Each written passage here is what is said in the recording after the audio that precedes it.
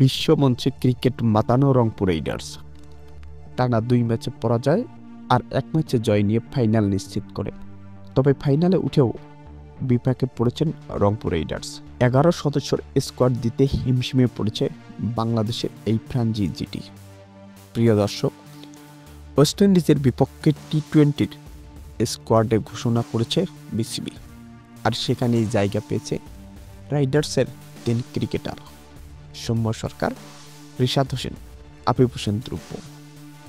আর এই 3 ক্রিকেটারকে BCB NOC দিয়েছে 5 December পর্যন্ত।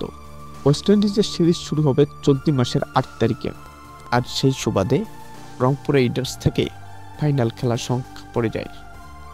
যদি বিসিবি তাদের অনুমতি দেয় তাহলে ফাইনাল খেলা হবে রংপুরের, তা না হলে 11 সদস্যের স্কোয়াড কোনোভাবেই দিতে পারবে না টিম ম্যানেজমেন্ট।